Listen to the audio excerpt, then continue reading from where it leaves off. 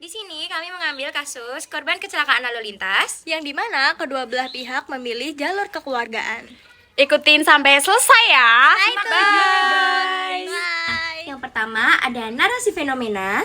Kecelakaan lalu lintas masih menjadi fenomena yang sering terjadi di Indonesia, khususnya yang melibatkan sepeda motor. Tingginya jumlah pengguna motor, kurangnya kesadaran dalam mematuhi aturan lalu lintas, serta faktor kelalaian pengendara menjadi beberapa penyebab utama terjadinya kecelakaan. Tidak sedikit kecelakaan yang berujung pada korban luka berat, bahkan meninggal dunia. Dalam video ini, kami mengangkat kasus kecelakaan motor yang menyebabkan korban meninggal dunia. Berdasarkan hasil wawancara yang telah dilakukan dengan keluarga korban, peristiwa tersebut memberikan dampak yang besar, baik secara emosional maupun sosial bagi keluarga yang ditinggalkan.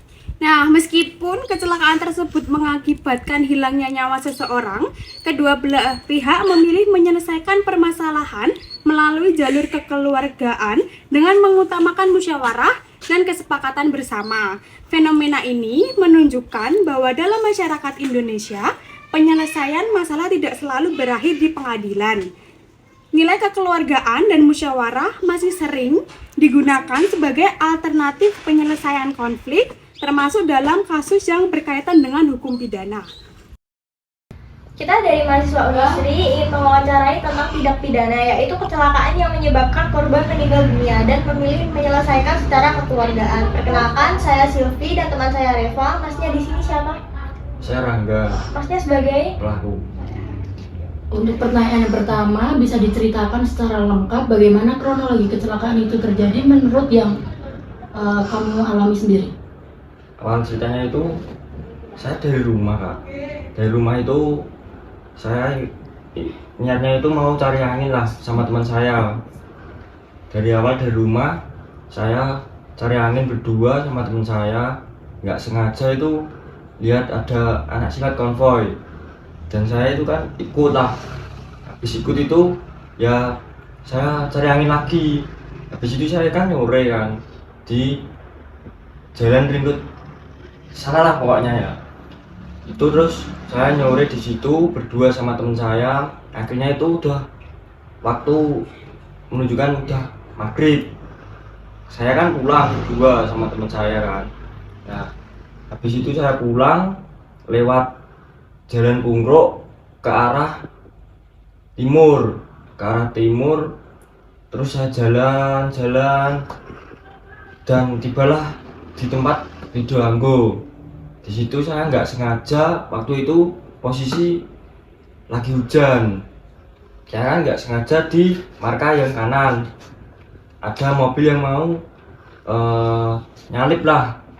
Waktu itu kan ngelakson, ya otomatis kan saya lihat mobilnya kan, terus saya minggir, tapi nggak lihat di depan kalau ada orang. Posisi saya kan nunduk gini sambil sepeda kan.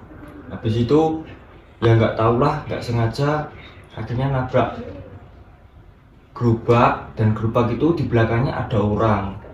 Itu udah tua, sekitar usia 60-an lah, dan akhirnya saya tabrak. Nggak taunya ada orang yang teriak, "Mas, itu ada orangnya, Mas, ada orangnya." Dan saya turun dari sepeda motor kan. Habis itu saya turun lah, saya lihat kondisi bapaknya, dan bapaknya udah kayak sesak nafas lah, tergeletak sesak nafas. Dan saya inisiatif lah, kan saya salah yang nabrak. Saya turun, saya bantu, saya bawa ke klinik terdekat, dan saya bawa ke klinik terdekat, lalu diperiksa sama dokternya lah. Dan untuk luka-lukanya, bapaknya di sini ada luka sobek, dan di kepala terbentur keras sampai biasanya ya berdarah lah. Terus nggak taunya agak lama itu kejang-kejang. Habis kejang-kejang ya udahlah, langsung dilarikan ke rumah sakit umum. Nah, habis itu belum sampai dibawa ke rumah sakit umum itu bapaknya sudah meninggal. Itu ceritanya. Dan akhirnya dari pihak korban datang, dan saya bicaralah dengan baik-baik untuk bertanggung jawab atas masa kejadian tadi. Untuk pertanyaan yang kedua, Sebelum kecelakaan terjadi, kondisi jalan, kendaraan, dan situasi di sekitar seperti apa saat itu? Posisi kita di situ itu lumayan lah agak ramai karena kan ada namanya juga orang kecelakaan lah, maksudnya agak ramai dan ada banyak orang yang untuk membantu bapaknya untuk dilarikan ke klinik terdekat. Apa yang pertama kali kamu pikirkan dan rasakan ketika mengetahui bahwa korban meninggal dunia akibat kejadian tersebut?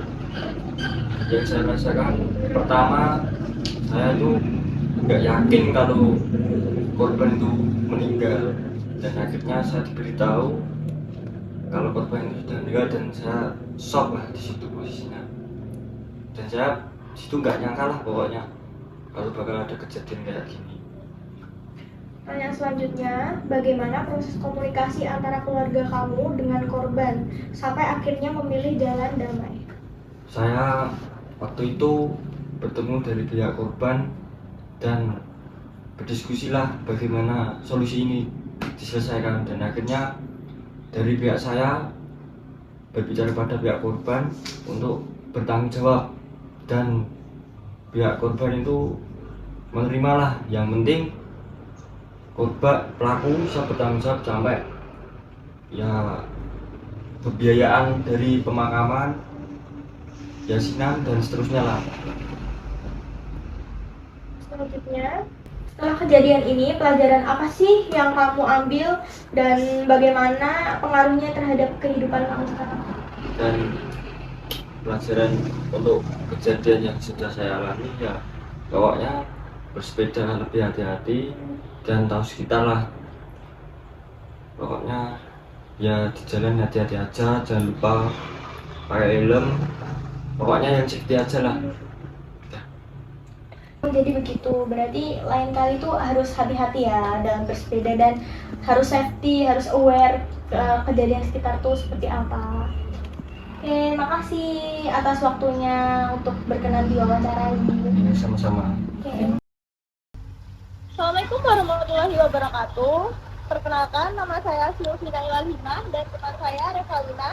Saya ingin mewawancarai tindak pidana yaitu kecelakaan yang mengakibatkan korban meninggal dunia. Apakah benar dari keluarga korban dan dengan siapa? Iya benar kak. Maksudnya namanya siapa? Oh Ya. Kenalin saya Mahmud. Kebetulan keluarga dari ponakan dari korban ya. Yang pertama, bagaimana keluarga pertama kali mengetahui kejadian kecelakaan tersebut? Dan seperti apa kondisi keluarga saat itu? Oke, baik. Kalau saya pribadi, saya belum mengetahui kondisi, saya lagi kerja sampai saat itu kejadiannya itu kurang lebih jam 5 tepat. Kejadiannya jam 5 tepat, yang mana waktu itu lagi beres-beres setelah jualan ya. Nah di situ masih banyak orang yang jualan. Nah yang orang pertama yang paling tahu itu tukang parkir di sekitar situ. Dan kebetulan kan om saya tuh parkir di daerah situ juga, dan ikut kerja beres-beres ketika sudah selesai jualan atau siap-siap sebelum jualan. Nah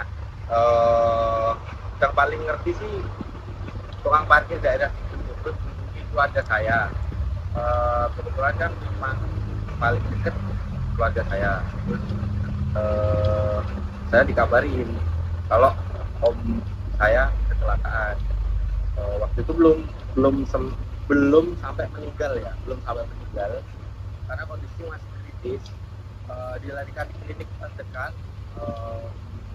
dan pas saya sampai situ sudah dirujuk ke rumah sakit umum di daerah itu. Jadi kondisi kayak gitu sih. Nah pas saya sampai rumah sakit kebetulan sudah meninggal.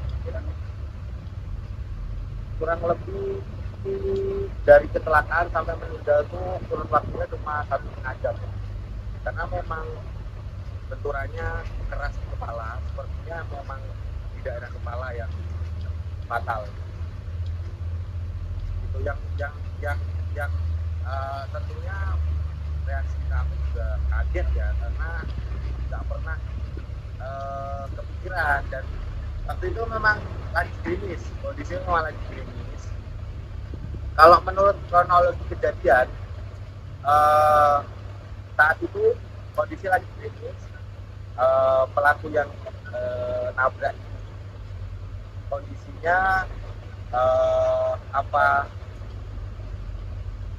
mengendari dengan kecepatan maksimal. Aku nggak tahu maksimalnya berapa, tapi benar-benar kencang. Udah dikasih tahu temennya yang bonceng kalau depan ada orang yang lagi dorong gerobak, cuma kondisi nggak dihidupkan, langsung digas nabrak gerobaknya. Om saya kepental kronologisnya, dan kemungkinan besar kenanya di kepala, jadi tidak ada pendarahan luar, sepertinya pendarahan di dalam. Makanya meninggalnya setelah kecelakaan itu 1,5 jam, maksudnya meninggalnya 1,5 jam setelah kecelakaan, kurang lebih gitu sih Kak. Ya kalau diomong keluarga gimana ya tentu shock ya, karena nggak pernah kepikir kayak gitu sebelumnya, dan memang ya namanya kecelakaan nggak ada yang tahu ya Kak. Iya. Apakah sudah cukup jawabannya nomor 1? Sudah sih, kalau dari saya sudah cukup. Untuk pertanyaan selanjutnya, apa dampak terbesar yang dirasakan keluarga setelah kehilangan korban? Ya tentunya karena kami sangat dekat ya, dampaknya juga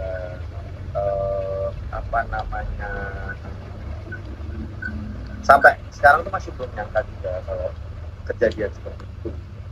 Jadi kalau dampaknya ya sisi psikologis ya tentunya masih ngerasa beliau masih ada. Baik, untuk pertanyaan yang selanjutnya ya Kak, Oh boleh? apa yang membuat keluarga memutuskan untuk menyelesaikan masalah ini secara kekeluargaan dan tidak melanjutkan ke proses hukum? Yang pertama kami selaku keluarga sudah menjelaskan, karena memang siapa yang menginginkan siapa sih yang menginginkan meninggalnya kan nggak ada.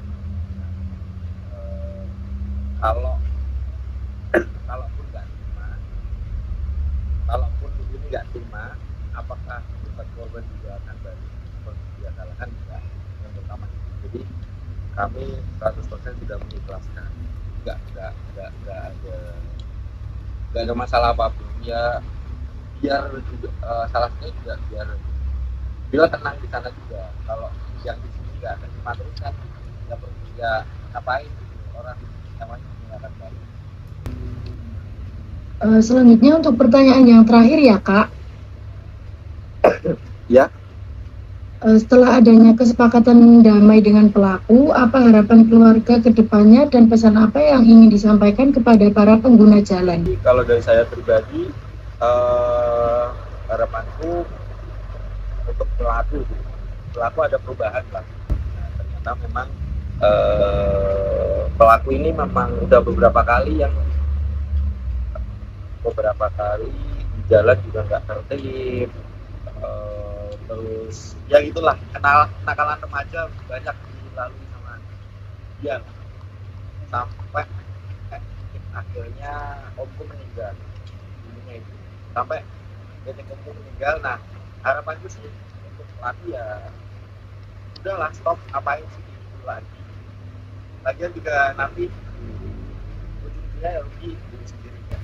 Dan untuk pengguna jalan ya lebih berhati-hati lah, jangan ikuti ego sendiri, karena kita berkendara tuh bukan untuk kepentingan kita sendiri, tapi untuk kepentingan orang lain juga. Dan berkendara dalam keadaan mabuk, jangan berkendara dalam keadaan ada yang pengaruh apapun, jangan berkendara dalam keadaan emosi, karena itu sama kecelakaan. Ya aku nggak peduli sama diri, maksudnya aku nggak peduli sama pengguna yang nggak tertib sih, tapi kan kasihan sama pengguna yang nggak, yang udah tertib kan, bisa jadi meninggal gara-gara yang nggak tertib. Oh, sudah cukup pertanyaan dari kita. Terima kasih buat masnya udah berpartisipasi buat kita wawancarai Baik, untuk tugas kita. baik, Terima baik, kasih. baik. Saya tutup mas. Teleponnya. Sehat-sehat ya. Terima kasih Mas. Assalamualaikum. Bisa dimulai ya Bapak. Selamat siang Bapak, perkenalkan saya Afia Zumarasya dan teman saya Aprilia Wisarawati. dari Universitas Muhammad Riyadi. Izin mewawancari Bapak mengenai mata kuliah Sistem Hukum Indonesia yang berkaitan dengan kecelakaan lalu lintas yang melibatkan anak di bawah umur. Boleh Bapak perkenalkan terlebih dahulu dan boleh disebutkan dari kepolisian mana?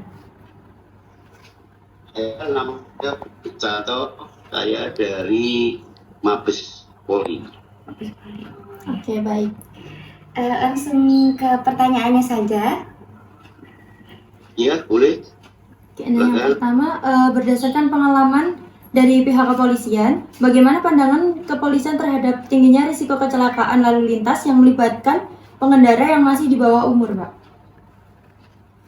Ya, itu satu kita meningkatkan pengawasan orang tua. Jadi orang tua harus lebih ketat pengawasan ke anak-anaknya.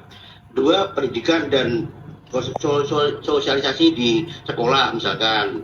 Tiga, pendidikan dan sosialisasi lagi itu. Keempat, penegakan hukum secara konsisten. Empat, penyediaan sarana transportasi yang aman. 5, kampanye keselamatan kepada masyarakat. 6, kerjasama lintas sektor, sinergi antara kepolisian, pemerintah daerah, sekolah, serta keluarga dalam menciptakan budaya keselamatan berlalu lintas. Itu deh. Untuk itu sendiri, prosedur yang dilakukan dari pihak kepolisian ketika menangani kasus kecelakaan lalu lintas yang mengakibatkan korban meninggal dunia itu gimana, Pak? Ya, satu, kita sebagai aparat kepolisian ya mendatangi dan mengamankan TKP tempat kejadian perkara itu sendiri. Kedua, kita menolong korban, kalau bisa yang bisa diupayakan kita menolong korban dulu. Ketiga, kita olah TKP.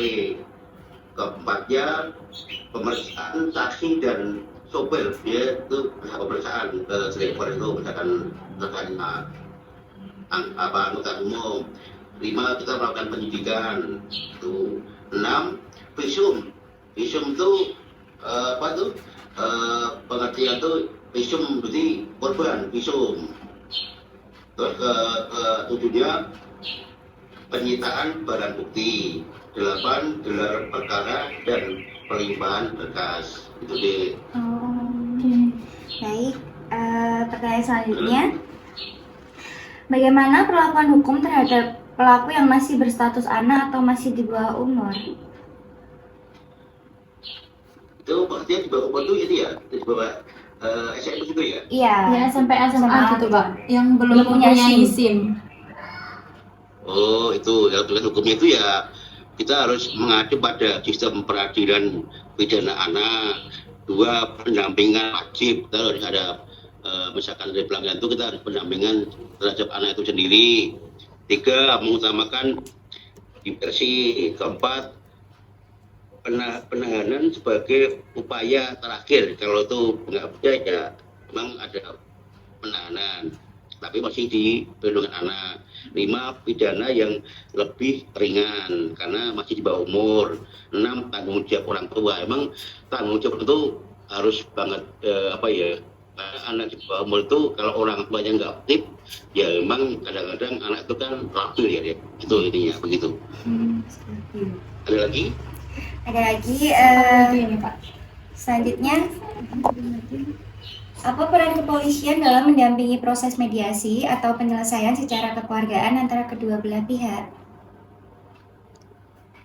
Oh ya, kita harus mempertemukan para pihak, terus menjelaskan hak dan kewajiban para pihak menjadi pihak yang netral. Kita sebagai apa tuh, kita harus netral, tidak boleh memihak sama yang lainnya. Terus kita membantu mencapai kesepakatan itu sendiri. Kita harus bisa mediasi kedua belah pihak. Terus kelimanya, membuat dan mendokumentasikan hasil kesepakatan. 6. Tetap melanjutkan proses hukum sesuai ketertiban. Gitu deh. Jadi tetap melanjutkan proses hukum sesuai kebutuhan itu sendiri. Gitu deh. Baik. Soal terakhir, menurut pihak kepolisian, apa pesan penting yang bisa dipetik masyarakat dari kasus kecelakaan yang melibatkan anak di bawah umur seperti ini, Pak? Jadi pesannya ya, pesan dari kita Iya. sebagai anggota Polri ya. Iya. Ya kita mengimbau jangan memberikan kendaraan atau kendaraan bermotor kepada anak yang belum cukup umur dan belum memiliki SIM. Itu salah satunya itu. Ada lagi, kita sebagai orang tua harus memiliki peran penting atau utama dalam pengawasan dan pendidikan anak itu sendiri. Tiganya keselamatan lebih penting daripada kenyamanan atau gengsi. Terus tetap patuhi peraturan lalu lintas, bangun budaya tertib berlalu lintas di lingkungan. Kecelakaan lalu lintas dapat menimbulkan bencana yang sangat besar. Itu dia. Itu pesannya itu. Baik, itu aja Pak dari kami. Ya. Terima kasih banyak atas perkenaannya karena mau di wawancara kami. Ya, terima kasih Dek. Iya. Sekian, terima kasih Bapak atas wawancaranya. Ya. Terima kasih banyak. Ya. Menurut analisis dari kami, kasus kecelakaan yang menyebabkan korban meninggal dunia pada dasarnya termasuk dalam ranah hukum pidana. Karena terdapat akibat berupa hilangnya nyawa seseorang. Apabila terbukti terdapat unsur kelalaian dari pengendara, maka pelaku dapat dimintai pertanggungjawaban sesuai dengan ketentuan hukum yang berlaku. Namun, dalam kasus yang kami teliti, penyelesaian dilakukan secara kekeluargaan. Nah, hal ini menunjukkan adanya pendekatan yang lebih mengedepankan perdamaian. Tanggung jawab moral dan hubungan sosial antar kedua belah pihak. Keluarga korban menerima penyelesaian tersebut setelah adanya komunikasi dan kesepakatan bersama dengan pihak pelaku. Kami melihat bahwa penyelesaian secara kekeluargaan memiliki sisi positif karena dapat mengurangi konflik yang berkepanjangan dan memberikan ruang bagi kedua pihak untuk mencapai kesepakatan yang dianggap adil. Akan tetapi, kasus ini juga menjadi pengingat bahwa setiap pengguna jalan tetap harus bertanggung jawab atas keselamatan diri sendiri maupun orang lain. Nah, dari kasus ini kami menyimpulkan bahwa kesadaran hukum dan kedisiplinan dalam berlalu lintas sangat penting untuk mencegah terjadinya kecelakaan. Nah, selain itu, penyelesaian secara kekeluargaan dapat menjadi salah satu bentuk penyelesaian konflik di masyarakat selama dilakukan atas dasar kesepakatan dan tidak mengabaikan rasa keadilan bagi pihak yang dirugikan. Terima kasih.